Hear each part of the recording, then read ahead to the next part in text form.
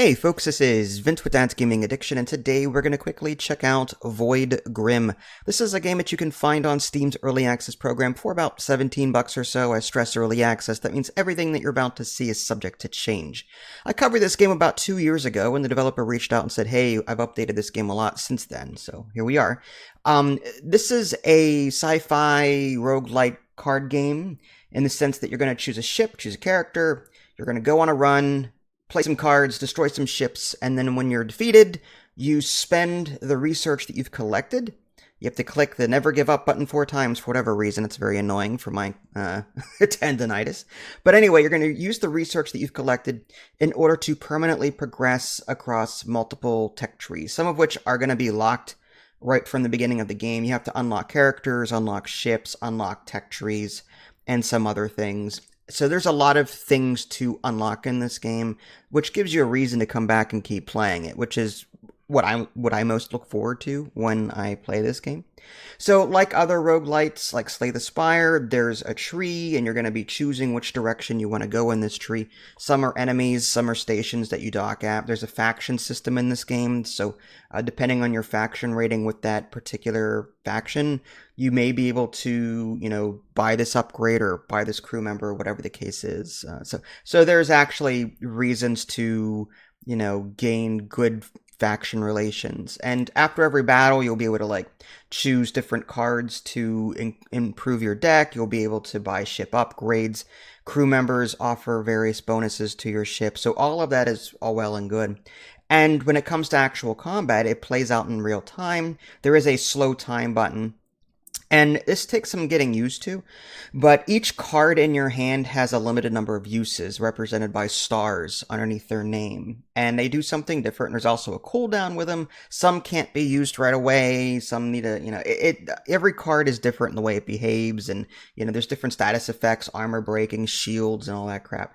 But when it runs out of charges, you right click on the card to remove it from your hand, and a new one is drawn to replace it.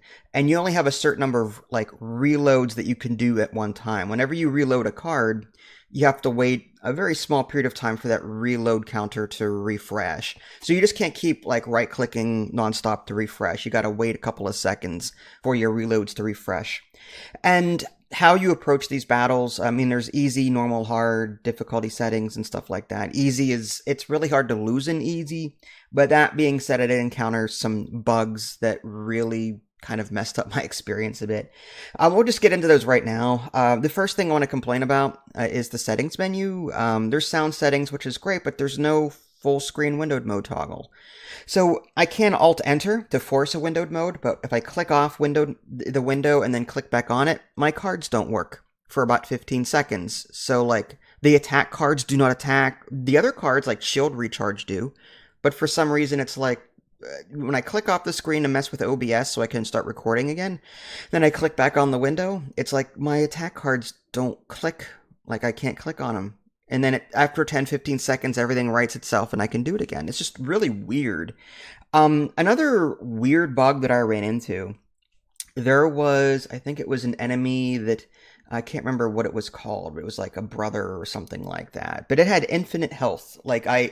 No matter what I threw at this stupid thing, the Order Brother, I think it was, the health bar said NAN/334, and it was invincible. Now, I don't know if that is a game mechanic, and I just don't know how to get past it, but, I actually had to hit the escape button, which is, escape from battle, but you don't get any rewards for that battle. So that's annoying. So, yeah, there are there are some definite issues with this game. Just, again, invincible enemies, clicking off of if I force windowed mode and then click off of it and click on, there are some cards I can't click on for a while.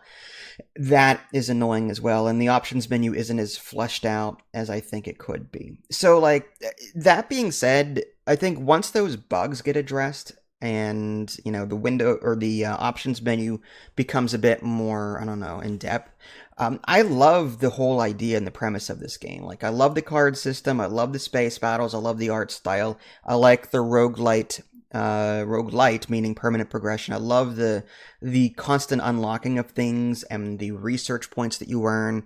Another bug is that whenever you want to abandon a run early, you go back to the main menu, you click abandon run, and then you quit the game, and you come back and the run is still going. It's again, there's a lot of behind the scene bugs that need to be addressed. That being said, like, I am enjoying this game and I do recommend it.